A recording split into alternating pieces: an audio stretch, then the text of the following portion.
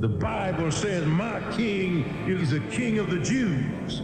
He's the king of Israel.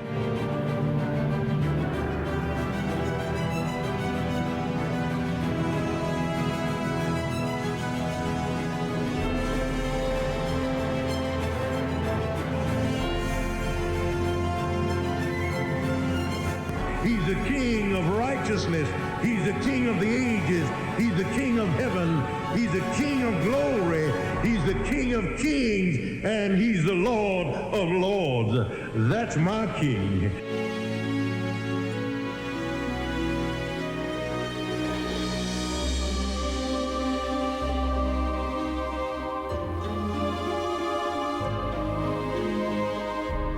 No means of measure can define his limitless love. He's enduringly strong.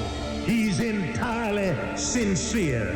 He's eternally steadfast. He's immortally graceful.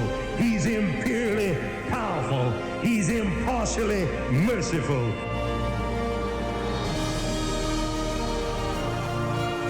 That's my king.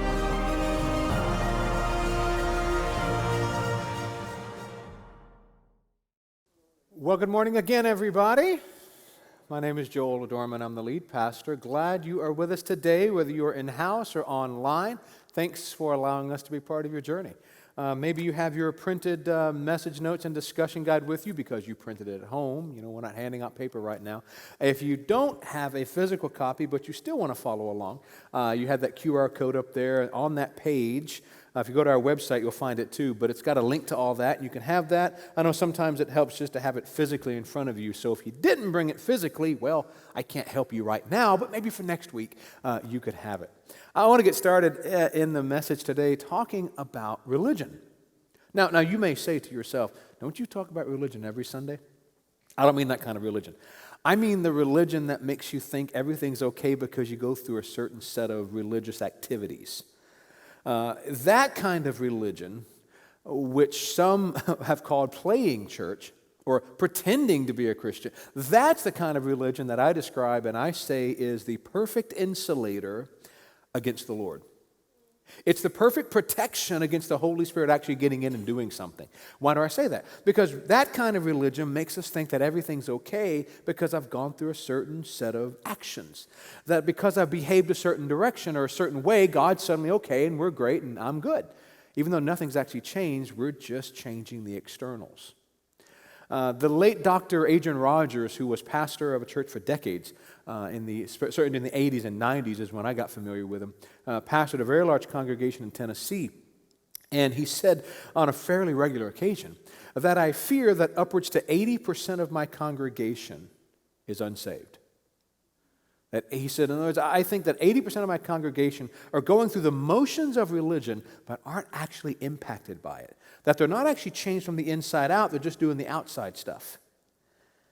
And that's a very sobering stat, and who knows if he's right. There's no real way to really tell that, but it changed the way he spoke, and as a young pastor coming up and being influenced by guys like him, it shaped my thinking that religion can really prevent us from pursuing Jesus. Because we can pursue his causes, and we can pursue things that are moral and religious-like without actually being changed by any of it.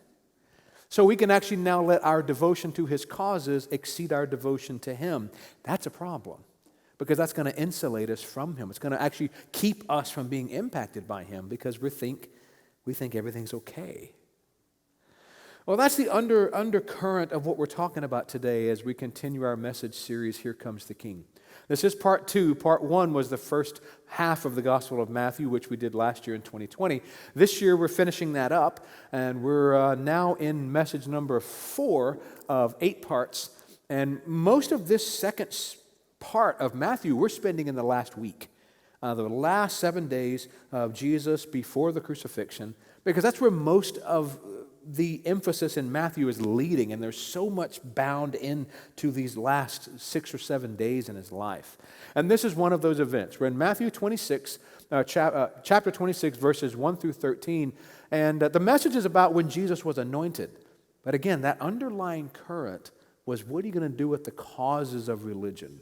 And you're going to see how that's going to play out today. Hopefully you follow along either in your print Bible or electronic Bible. Words are going to be on the screen too in case you don't have one. There are some great free apps you can get on your phone. One is YouVersion. We don't make YouVersion, but it's a free app where you can follow along. I really don't care how you get into the Bible. Print or electronic, I'm not going to debate that. I don't care. I just want you into it so it gets into you, because that's kind of the point of the message. Make sure it gets into us so it does us some good. The first 5 verses of this are setting up one scene, and that scene is this. When Jesus had finished saying all these things, he said to the disciples, "As you know, the Passover is 2 days away, and the Son of Man will be handed over to be crucified." Then the chief priest and the elders of the people assembled in the palace of the high priest, whose name was Caiaphas. And they schemed to arrest Jesus secretly and kill him. "But not during the festival," they said, "or there may be a riot among the people." Those first 5 verses are about the plans for Jesus nearing their activation. Now, we know historically we're within 48 to 72 hours. By the time stamp Jesus gives us, we're on Tuesday or Wednesday of that last week. The reason we say Tuesday or Wednesday is because we're not quite sure if Jesus is referring to the way Jewish people count a day, which for them the day begins at sunset, or is he counting it the way Matthew's audience would have been counting it, which is the way we think that a day begins at sunrise. Either way, we're talking Tuesday or Wednesday, and Jesus says this. He tells them again, "I'm going to be crucified." And then there's this meeting that happens at the palace of the high priest Caiaphas. You've got Caiaphas the high priest. You've got the leaders of Israel. You've got the elders. You've got the teachers. What you have there is a meeting of the great Sanhedrin. The Sanhedrin was the political governing body of the Jewish people at the time of Jesus. This body, this legal body, were the only ones that had the authority to arrest anybody. They couldn't kill them, though. They needed the Romans for that. But see, that's how mixed in this relationship was. The Sanhedrin was allowed to do their job because the Romans were the ones in control and allowed the Sanhedrin to do this.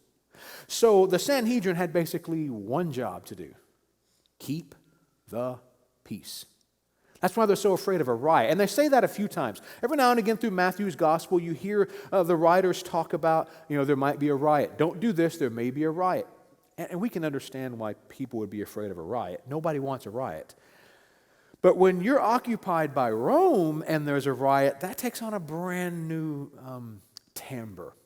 You see, when Rome deals with a riot, they did anything they could to keep the Pax Romana, to keep the peace of Rome. So if there were a riot with the Jewish people and the Sanhedrin failed to keep the peace, then Rome would have come in with vicious and brutal efficiency, and they would have stopped the riot, and there would have been a lot of bloodshed.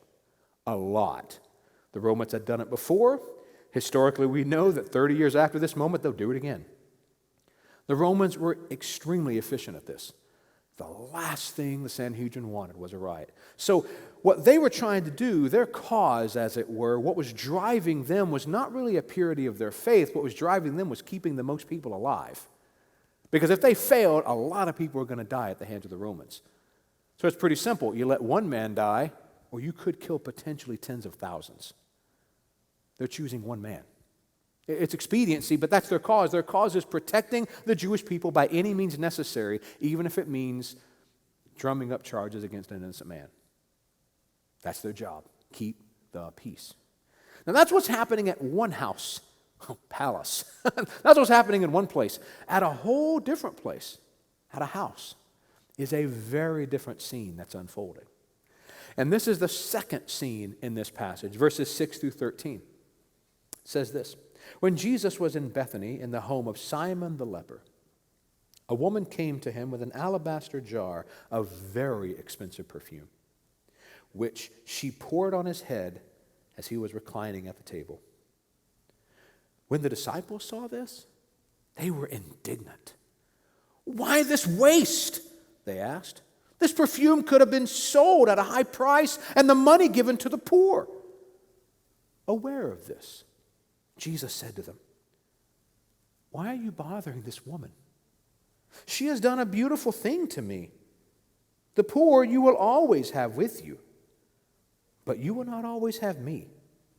When she poured this perfume on my body, she did it to prepare me for burial. Truly I tell you, wherever this gospel is preached throughout the world, what she has done will also be told in memory of her." This overwhelming act of worship is signifying what is to come. And Jesus knew what that was. He knew that what was coming was his own burial. He knew that just in a few more days, he would be anointed with oils and spices, wrapped in cloths, and he'd be put into a tomb. And so he immediately draws out that symbolism. But the way this unfolds is, well, let's just say they're not there yet. Now, the Gospel of John also covers this story. And John goes into a lot more detail. Matthew gives us, the forensics. He gives us a good overview. We get enough details, and he moves on. John spends a little more time and fleshes this out for us. John tells us that this woman was Mary. Mary, who was the sister of Lazarus and Martha, the same Lazarus Jesus raised from the dead. So this is Mary who is now anointing Jesus with this very expensive perfume. John tells us its value. John tells us that the value of this perfume was 1 year's wages. So imagine having a very expensive bottle. Alabaster would have been very expensive. Imagine having this very valuable vase in the corner of your house filled with what amounts to 1 year of your income, and you pour that out in about 5 seconds. A year of income. That was the value of what she did. And let's not forget what that perfume probably was. Why would Mary have had this in the first place? Most commentators think that this was probably her dowry. This was probably what her family had given her so that she could secure her own future, so that she would have provision. Because women in her society were not going to be well-to-do by themselves. So she would have had to have married, and she had this very expensive perfume, which could have garnered her a very wealthy family to marry into. And she takes all that security and all that future and all that hope, and she pours it out on Jesus. And now she has nothing. Now the disciples, they're watching all this. They just finished dinner. Jesus is reclining at the table. They just finished a nice meal, sitting back. She anoints him with oil, and the disciples. Now John tells us that Judas Iscariot, the betrayer of Jesus, just a few more messages, we're going to get to that. But Judas is the one that says the words. Matthew tells us it wasn't just Judas thinking it. And they go, what a waste. The disciples just start virtue signaling. Do you know how many poor people could have been helped with all that? A year's worth of wages. And it didn't cost Mary anything, didn't cost the disciples anything, didn't cost Jesus anything. They just could have taken that, sold it, and they said, do you know how many people we could have helped with that money? What a waste, what a shame. They are scolding this woman. They're scolding Mary for what she's done. But Jesus has a very different outlook on it. I mean, just different with that in mind. With that in mind, that all these pieces come in together. You got Mary, who had watched her brother raised from the dead. She pours out a year's worth of security and income and her future onto Jesus' head. The disciples start virtue signaling to protect their cause of trying to be loyal to what Jesus wants them to do, but failing miserably at it. Jesus then says this, aware of all this. Jesus says, why are you bothering this woman? She's done a beautiful thing to me. The poor you will always have with you, but you will not always have me. When she poured this perfume on my body, she did it to prepare me for burial.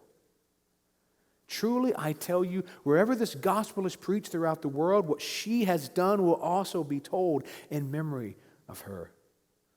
That's who we're talking. We're telling her story. Some 2,000 years later, we're still telling her story. It's what Jesus said. We will tell her story in memory of her. We don't know what happened to Mary. We don't know what she did for a dowry. I mean, she was a first century Jewish woman. She didn't have many options. We don't know what happened to her. We have legend, but we don't have fact. But she pours out everything she had in a beautiful act of worship. And the disciples didn't get it yet. And certainly the members of the great Sanhedrin and Caiaphas' palace would not have understood that either. they would never get it. And you know, when we pour out our lives, when we pour out everything we are, when we surrender our futures and our security and our resources and our beings for the Lord, when we do that as an act of worship to Him, you might just hear some of those voices. You might hear the voice of Judas saying, "What a waste. How foolish.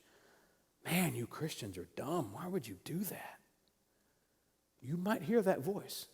You might hear the voice of the great Sanhedrin that says there are other causes we need to be thinking of. Think of the bigger picture.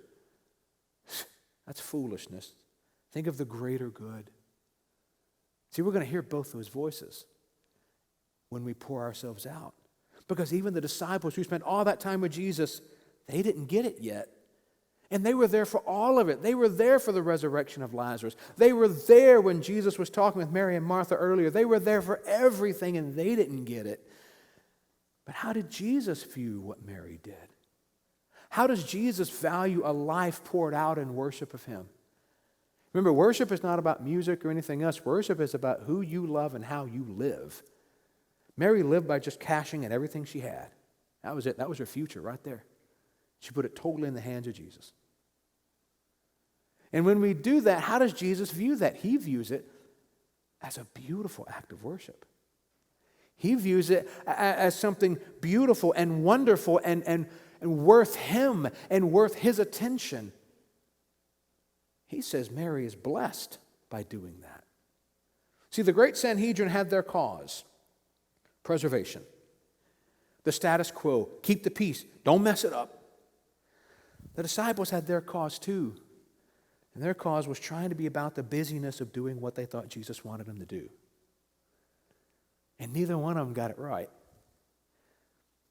But there's this one person in the story, Mary, this young woman, who teaches us for all time how we're supposed to live for Jesus. These men over here didn't get it, and these men over here didn't get it. But Jesus said she got it. And it's as simple as this.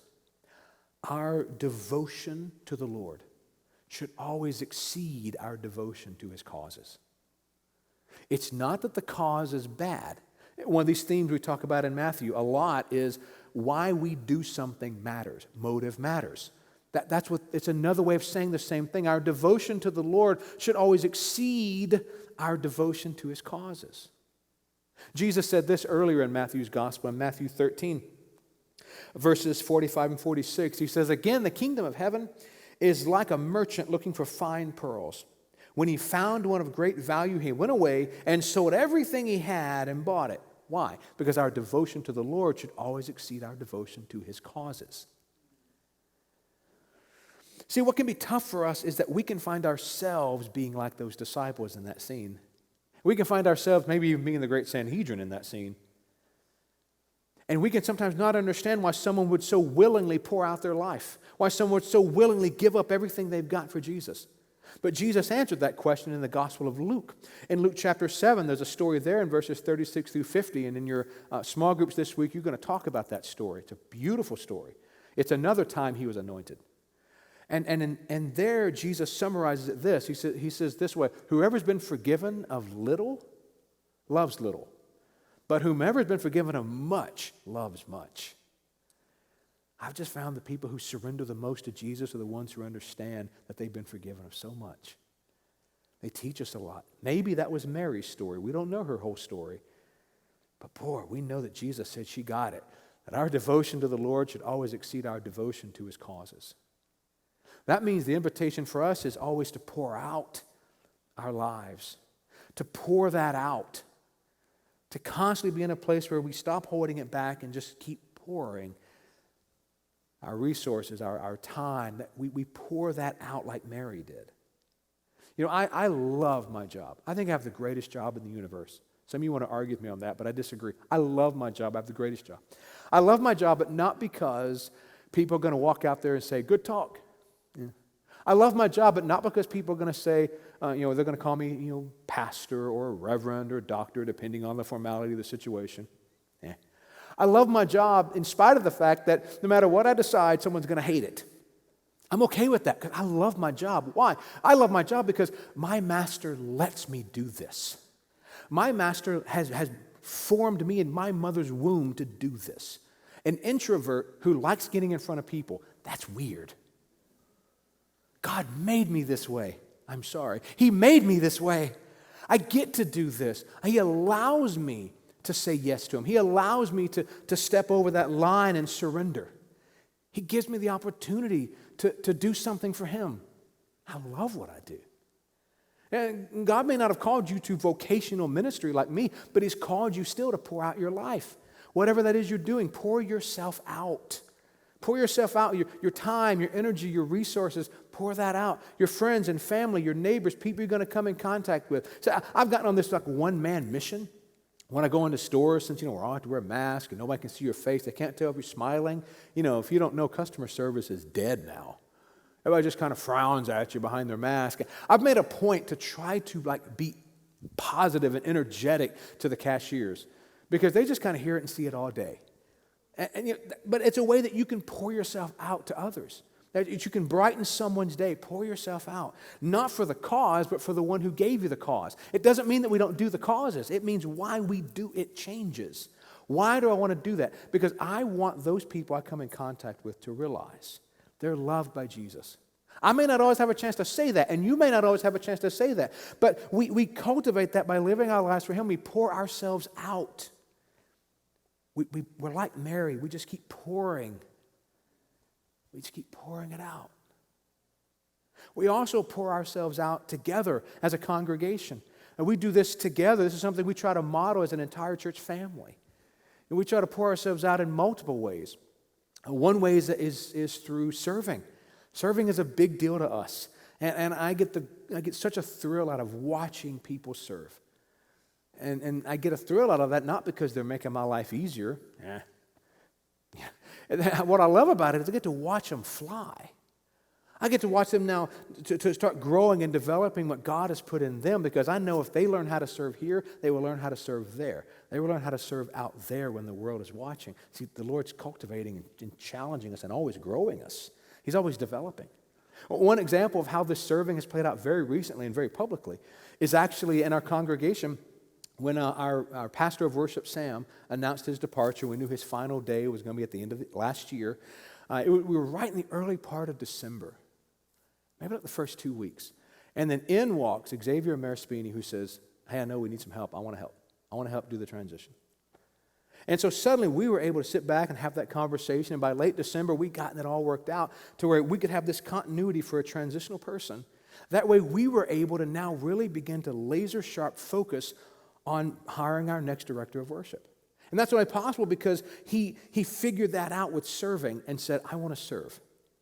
Now, if he hadn't done that, we simply would have found someone there and it just would have slowed the process down. But instead, he got us so far along the way. So now we're able to do this very open and, dare I say, even aggressive search to talk to people and engage with people. And if you know of anyone who would love to join our team, I am heavily biased. I think we're the greatest church in the world. If you're from another congregation, I love your congregation. We pray for your congregation. I promise you we do. By name, I probably know your pastor. I'm very biased. I just think we're wonderful. I just think we are great. So if you know someone who might be interested in being part of our great family, and let us know. Give us a call. Tell us. We'll reach out to them. You can go to our website. There's a whole link right on the very top header. It says jobs. Click on that thing. It's right there. It tells you all about it. Lord willing, we'll have someone in place as soon as possible, but I'm kind of hoping by summer, maybe even by Easter. Who knows? But we're excited for that. But that's possible because you give. You're pouring out your finances. That's why we're able to hire staff, because you give. Y'all, I am so excited for that. In the next 2 weeks, you're going to be getting a letter. I get to sign my name on it, but it's a bunch of us that write this. It's our last stewardship, financial update for 2020.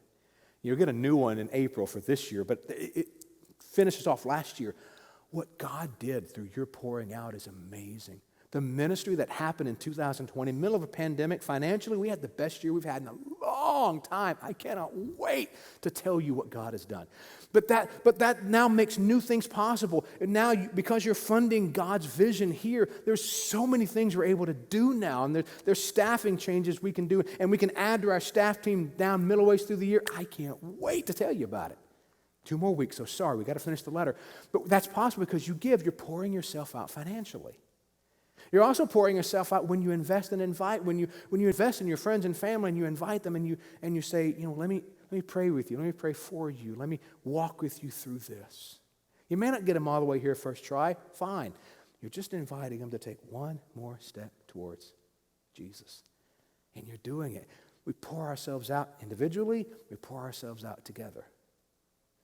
See, Mary teaches us that our devotion to the Lord should always far exceed our devotion to the temporal causes of religion. Not because those causes are bad, but because He is the one we're living for. He will guide us into what those things are that we should say yes to, and what those things are that are going to be somebody else's responsibility. You see, we're not the only bride of Christ in the city of Merced. We're just doing our little part. We're part of the bride. We're part of the team. But there's bunches of teams in this city, in this county, doing ministry. We don't have to do it all, but we have our part to do. And we know what is our part because of our devotion to Him. Our devotion to Him should always exceed our devotion to His causes. Because it's not the actions we live for. It's the glory of the one who in that humble place was anointed for His own burial to give us life. And every time we take communion, as we are today, we get to remember that story. We get to remember what He did to get us here. And we get to celebrate.